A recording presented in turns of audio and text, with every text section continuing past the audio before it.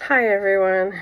Happy Blizzard weekend. I hope everyone has been staying safe and not out there shoveling to the extreme that you're going to make yourself sick. We have lots of snow down and it's going to take a while. Everything that I had planned for today, I've kind of put on the back burner because I would like to have communion next week. But I thought this was probably very beneficial for us today as we're dealing with a blizzard weekend. I wanted to talk a little bit about how to face the emotional blizzards of life. So, what do we think of when we think of winter? I mean, usually we think of it being cold, sometimes even bitter cold. In some places, winter brings dangerous blizzards, like welcome to our life this weekend. Other places may not feel this to the point, and some places may get way more than we've got this weekend. We think of sleet, and we think of ice. We think of snow that is so deep that we can't get through it. We're living that one. And sometimes we feel that we're trapped inside our house, and I believe that many of us are feeling that this weekend. And I know that when we are trapped inside of our house, that is when we feel the need to want to go somewhere. Maybe we need that Timmy's and we think, oh, we can brave the roads. Or maybe we would really like to come to worship today. But the reality is it's not really safe for us to come out and to try and attempt to do that. Often, like the weather makes our traveling dangerous. It makes us long for spring. And we've only had one weekend really of winter this year. And we're already longing for spring. I actually kind of heard through the grapevine that possibly the Shubenacadie Sam, I think he might have went into witness protection this weekend after declaring that we only had 4 more weeks of winter. It seems that we might have got it all in one weekend. But winter also causes another thing in people, whether we're stormed in or not. It makes us feel lonely. January, February, March, they seem to be very dreary months for us. Sometimes people feel depressed and abandoned, and sadly, sometimes even suicidal. So it's so common to call some of these feelings we have seasonal affect disorder, or SAD. Some of it links to having the problem of going to work in the dark, coming home in the dark, shorter days, longer nights. But why do many people feel that way? Well, scientifically, one reason could be a decrease in the production of serotonin levels caused by the decreased amount of sunlight that people receive during the winter months. Emotionally, it can make people feel overwhelmed. People can feel overwhelmed by many factors, and you and I both know that.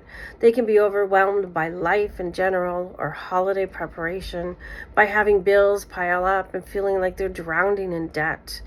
They could feel overwhelmed by the loss of a job or becoming homeless. They might feel overwhelmed by their inability to provide for their family the way they feel they should, and maybe because they cannot provide gifts for their children. Some people cannot even afford to buy clothes for their kids, and that can be also very overwhelming and maybe driving them into despair. Emotionally, it can be hard on people because they feel alone. Sometimes people feel alone, especially during this time of year, because, let's face it, we don't really go very far. This time of year stresses fun, laughter, and spending time with friends and family. And sometimes people feel disconnected because it just simply isn't possible to do because of the weather. So they feel separated and they feel estranged from friends and family. People who are caught up in the hustle and bustle of, skiing and winter sports, they don't seem to mind that as much. But I think a lot of those who are aging and those who are elderly, who spend more time in their home and more time by themselves. Thankfully, we do have a few things that help brighten that a bit. We do have social media, and that is one of the good things about it, because through social media, we can have video chats with people that might be alone a lot, or through telephone, we can have conversations with people that might be alone a lot. So these feelings that we're talking about they're just greatly amplified when you feel that you are alone and that maybe no one is connected to you. And when that happens often, you also feel unloved. It's not uncommon for people to feel unloved during this time of year. They look around and they see families maybe that are out having fun, but yet maybe they're scared to go out in the snow because they're scared to take a fall. They're scared that fall could lead to them being hospitalized, and being hospitalized could lead to something even worse. They feel unloved because it's not as easy for family to travel back and forth to visit. It's not easy for them to get around and do the things that they would like to do. Also, sometimes when people feel all of those things, they also feel abandoned or betrayed. You know, when we have children and as we get older, many people feel that their children maybe don't live up to their expectations of visiting them as much as they would like, of calling them as much as they would like them to. But we have to see both sides of that coin, because often your children, or our children, are quite busy raising their family, just as we were when our children were young. But it is hard as we get older to be in those spaces and places, and we do have very real feelings of being abandoned and being betrayed. And my mentor used to say all the time, and this stuck with me always, feelings sometimes lie. Just because you might not get a daily phone call or a weekly visit or a bi-weekly visit does not mean that people love you any less. It just means that life is happening. Or like this weekend, it's just simply not possible to go anywhere safely anyway. And those who try are taking a great risk on their lives. You see, those are the blizzards of our lives. Those are when we can't see through the wind and the snow to what's on the other side. But I want you to think about a few points. When you feel overwhelmed, remember that Jesus promises to carry your burden for you. So we don't have to carry these burdens on our own. We can say, God, I'm feeling overwhelmed at the moment. And we can tell him why. And it's okay. And when you feel like you're alone, remember that God promises to always be with you, so that you are never alone. When you feel abandoned and betrayed, remember that Jesus understands how you feel, because he was abandoned and betrayed so that you could have a relationship with God. A relationship not based on your feelings, which change like the weather, but based on an unchangeable promise or promises of God.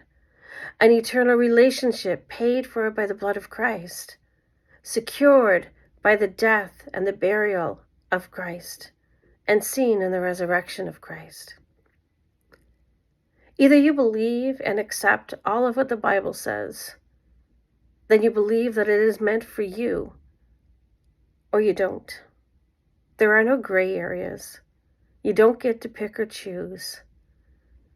The commandment of the Great Commission is for you. It's to go forth and to spread the good news to all the nations. And to do that, we have to hang on to the promises of God. Because a lot of times in this world, when we're going forth and going through with the Great Commission of what God has called us to do, it is lonely. We do feel abandoned a lot, because sometimes your friends disappear as you start to talk about God. Sometimes you'll feel unloved because you're standing up for what you believe in. But if you're hurting and you're feeling unloved and alone, come back to Jesus. Remember the promises that he will never leave you and never forsake you. So when the storms like this weekend come and we're stuck in the house, you know what? Pick up the good book. Put yourself into his word. Read about his promises. And hopefully that will help you get through the storms outside on the windows, also the storms that go on inside of us. I hope to see you all next week, and we will gather together and we will worship and praise in His mighty name. God bless.